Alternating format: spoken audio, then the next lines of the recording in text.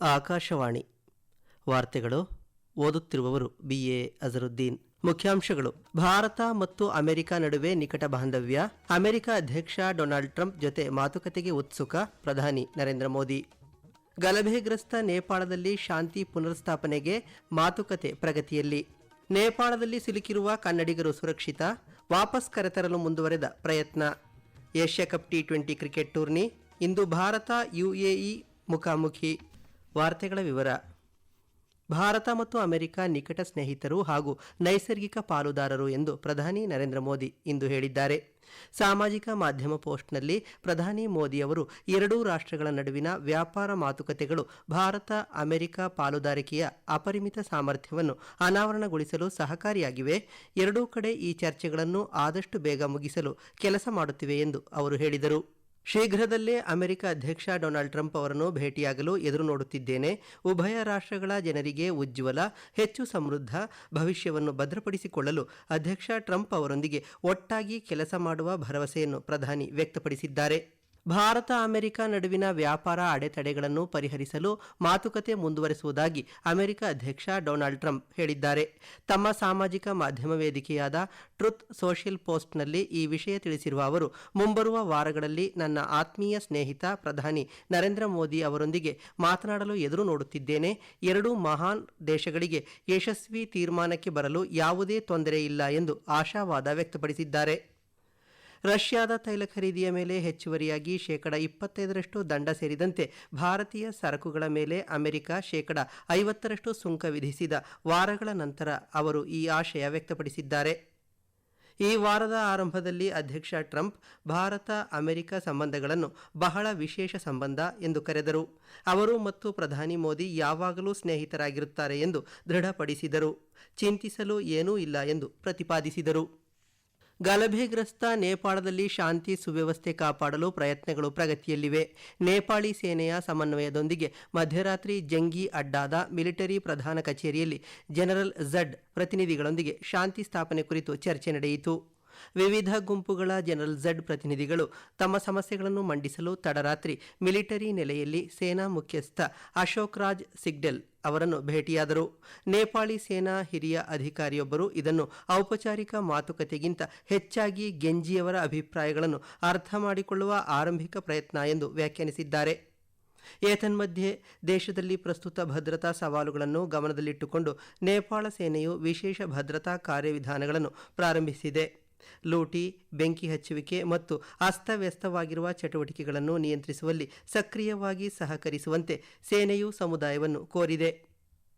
ಕಾಠ್ಮಂಡುವಿನ ಬನೇಶ್ವರ್ನಲ್ಲಿರುವ ರಾಷ್ಟ್ರೀಯ ಬ್ಯಾಂಕ್ ದರೋಡೆಯಲ್ಲಿ ಭಾಗಿಯಾಗಿರುವ 5ರನ್ನು ಮತ್ತು ಪರಿಸ್ಥಿತಿಯ ಲಾಭವನ್ನು ಪಡೆದುಕೊಂಡು ಕಾಠ್ಮಂಡು ಹಾಗೂ ಭಕ್ತಪುರದ ವಿವಿಧ ಪ್ರದೇಶಗಳಿಂದ ಲೂಟಿಯಲ್ಲಿ ಭಾಗಿಯಾದ ಆರೋಪದ ಮೇರೆಗೆ 21 ಜನರನ್ನು ಬಂಧಿಸಲಾಗಿದೆ.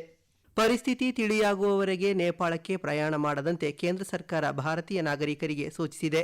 ನೇಪಾಳದಲ್ಲಿರುವ ಭಾರತೀಯ ನಾಗರಿಕರು ತಮ್ಮ ಪ್ರಸ್ತುತ ವಾಸಸ್ಥಳಗಳಲ್ಲಿ ಆಶ್ರಯ ಪಡೆಯುವಂತೆ, ಸಾರ್ವಜನಿಕ ಪ್ರದೇಶಗಳಿಗೆ ತೆರಳಬಾರದು ಹಾಗೂ ಎಲ್ಲ ರೀತಿಯ ಎಚ್ಚರಿಕೆ ವಹಿಸುವಂತೆ ಸರ್ಕಾರ ಸಲಹೆ ನೀಡಿದೆ. ನೇಪಾಳ ಅಧಿಕಾರಿಗಳು ಮತ್ತು ಕಠ್ಮಂಡುವಿನಲ್ಲಿರುವ ಭಾರತೀಯ ರಾಯಭಾರ ಕಚೇರಿಯ ಸ್ಥಳೀಯ ಸುರಕ್ಷತಾ ಸಲಹೆಗಳನ್ನು ಅನುಸರಿಸುವಂತೆಯೂ ಸರ್ಕಾರ ಸೂಚಿಸಿದೆ. ಯಾವುದೇ ಸಹಾಯದ ಅಗತ್ಯವಿದ್ದರೆ ಕಠ್ಮಂಡುವಿನಲ್ಲಿರುವ ಭಾರತೀಯ ರಾಯಭಾರ ಕಚೇರಿಯ ಸಹಾಯವಾಣಿ ಸಂಖ್ಯೆ 977 980 860 2881 ಮತ್ತು 977 981 032 6134 ಸಂಪರ್ಕಿಸುವಂತೆ ಸೂಚಿಸಿದೆ. ನೇಪಾಳದಲ್ಲಿ ಸಿಲುಕಿರುವ ಕನ್ನಡಿಗರು ಸುರಕ್ಷಿತರಾಗಿದ್ದಾರೆ. ಮುಖ್ಯ ಕಾರ್ಯದರ್ಶಿ ಹಾಗೂ ಇತರ ಉನ್ನತ ಅಧಿಕಾರಿಗಳು ಕನ್ನಡಿಗರನ್ನು ಕರೆತರಲು ಪ್ರಯತ್ನ ಮುಂದುವರೆಸಿದ್ದಾರೆ ಎಂದು ಮುಖ್ಯಮಂತ್ರಿ ಸಚಿವಾಲಯ ತಿಳಿಸಿದೆ. ನೇಪಾಳದ ಕಠ್ಮಂಡುವಿನಲ್ಲಿ 39 ಕನ್ನಡಿಗರು ಸಿಲುಕಿದ್ದು, ಅವರನ್ನು ಸುರಕ್ಷಿತವಾಗಿ ಕರೆತರಲು ವಿದೇಶಾಂಗ ವ್ಯವಹಾರಗಳ ಸಚಿವಾಲಯದ ಅಧಿಕಾರಿಗಳೊಂದಿಗೆ ಸಮಾಲೋಚನೆ ನಡೆಸುತ್ತಿರುವುದಾಗಿ ಮಾಹಿತಿ ನೀಡಿದೆ. ಅಕ್ರಮ ಆನ್ಲೈನ್ ಹಾಗೂ ಆಫ್ಲೈನ್ ಬೆಟ್ಟಿಂಗ್ ಮತ್ತು ಅಕ್ರಮ ಹಣ ವರ್ಗಾವಣೆ ಆರೋಪದ ಪ್ರಕರಣದಲ್ಲಿ ಜಾರಿ ನಿರ್ದೇಶನಾಲಯ ಇದುವರೆಗೂ ಚಿತ್ರದುರ್ಗ ಶಾಸಕ ವೀರೇಂದ್ರ ಪಪ್ಪಿಗೆ ಸೇರಿದ ಕೆಜಿಗಟ್ಟಲೆ ಚಿನ್ನ, ಬೆಳ್ಳಿ, ಐಷಾರಾಮಿ ಕಾರುಗಳು ಸೇರಿ 100 ಕೋಟಿ ರೂಪಾಯಿಗಿಂತ ಅಧಿಕ ಆಸ್ತಿಯನ್ನು ಜಪ್ತಿ ಮಾಡಿದೆ.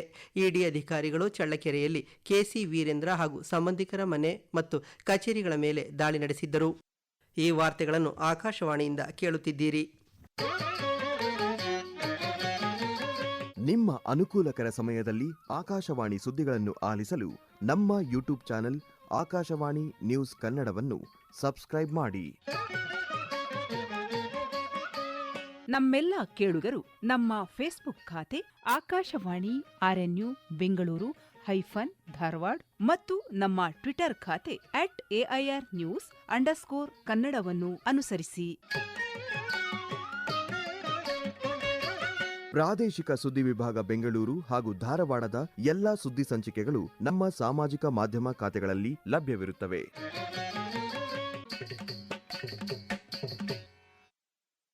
ಉಪರಾಷ್ಟ್ರಪತಿಯಾಗಿ ಸಿಪಿ ರಾಧಾಕೃಷ್ಣನ್ ಅವರು ಆಯ್ಕೆಯಾಗಿದ್ದಾರೆ. ಈ ಮೂಲಕ ದೇಶದ 2ನೇ ಅತ್ಯುನ್ನತ ಸಾಂವಿಧಾನಿಕ ಹುದ್ದೆಯನ್ನು ಅವರು ಅಲಂಕರಿಸಲಿದ್ದಾರೆ.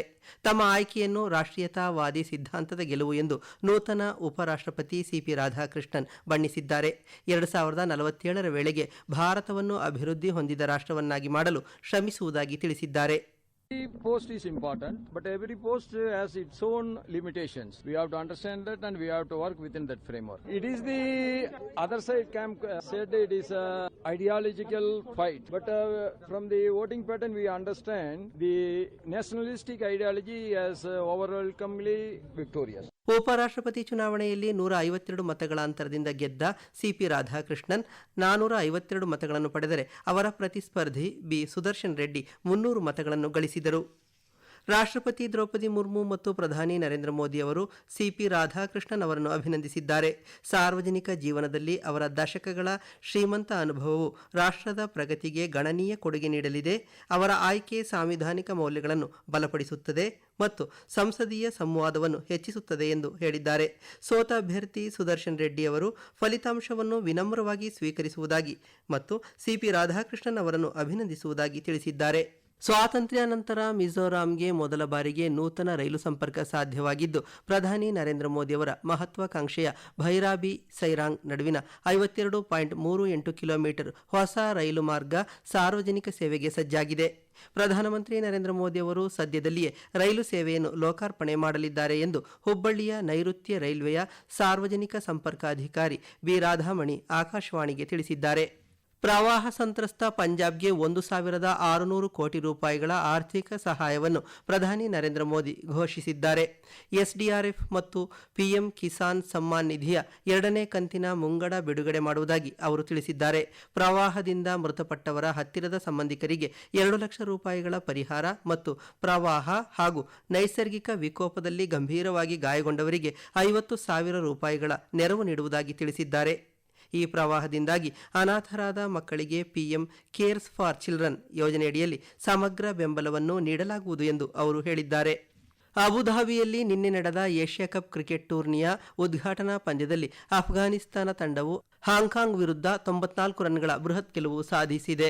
ಭಾರತ ತಂಡವು ಇಂದು ದುಬೈ ಅಂತಾರಾಷ್ಟ್ರೀಯ ಕ್ರಿಕೆಟ್ ಕ್ರೀಡಾಂಗಣದಲ್ಲಿ ಆತಿಥೇಯ ಯುಎಇ ವಿರುದ್ಧ ಗ್ರೂಪ್ ಎನಲ್ಲಿ ಮುಖಾಮುಖಿಯಾಗಲಿದೆ. ಈ ಮೂಲಕ ಟೂರ್ನಿಯಲ್ಲಿ ಭಾರತ ತನ್ನ ಅಭಿಯಾನವನ್ನು ಪ್ರಾರಂಭಿಸಲಿದೆ. ದೋಹಾದಲ್ಲಿ ನಡೆದ ಎಎಫ್ಸಿ U23 ಏಷ್ಯಾ ಕಪ್ 2026 ಅರ್ಹತಾ ಪಂದ್ಯಗಳ ಫುಟ್ಬಾಲ್ ಟೂರ್ನಿಯಲ್ಲಿ ಬ್ರುನೈ ತಂಡವನ್ನು 6-0 ಅಂತರದಿಂದ ಸೋಲಿಸಿದ ಭಾರತ ತನ್ನ ಅಭಿಯಾನವನ್ನು ಪೂರ್ಣಗೊಳಿಸಿತು. ಮಿಡ್ಫೀಲ್ಡರ್ ವಿಬಿನ್ ಮೋಹನನ್ ಅದ್ಭುತ ಹ್ಯಾಟ್ರಿಕ್ ಗಳಿಸಿದರೆ ಆಯುಷ್ ಚೆಟ್ರಿ 1 ಮತ್ತು ಮೊಹಮ್ಮದ್ ಐಮನ್ ಪಂದ್ಯದ ಕೊನೆಯಲ್ಲಿ 2 ಗೋಲು ಗಳಿಸಿದರು. ಕೊನೆಯಲ್ಲಿ ಮತ್ತೊಮ್ಮೆ ಮುಖ್ಯಾಂಶಗಳು. ಭಾರತ ಮತ್ತು ಅಮೆರಿಕ ನಡುವೆ ನಿಕಟ ಬಾಂಧವ್ಯ. ಅಮೆರಿಕ ಅಧ್ಯಕ್ಷ ಡೊನಾಲ್ಡ್ ಟ್ರಂಪ್ ಜೊತೆ ಮಾತುಕತೆಗೆ ಉತ್ಸುಕ ಪ್ರಧಾನಿ ನರೇಂದ್ರ ಮೋದಿ. ಗಲಭೆಗ್ರಸ್ತ ನೇಪಾಳದಲ್ಲಿ ಶಾಂತಿ ಪುನರ್ಸ್ಥಾಪನೆಗೆ ಮಾತುಕತೆ ಪ್ರಗತಿಯಲ್ಲಿ. ನೇಪಾಳದಲ್ಲಿ ಸಿಲುಕಿರುವ ಕನ್ನಡಿಗರು ಸುರಕ್ಷಿತ, ವಾಪಸ್ ಕರೆತರಲು ಮುಂದುವರೆದ ಪ್ರಯತ್ನ. Asia cup T20 cricket tourney ಇಂದು ಭಾರತ ಯುಎಇ ಮುಖಾಮುಖಿ. ಇಲ್ಲಿಗೆ ವಾರ್ತಾ ಪ್ರಸಾರ ಮುಕ್ತಾಯವಾಯಿತು. ನಮ್ಮ ಮುಂದಿನ ವಾರ್ತಾ ಪ್ರಸಾರ ಮಧ್ಯಾಹ್ನ 2:30ಕ್ಕೆ.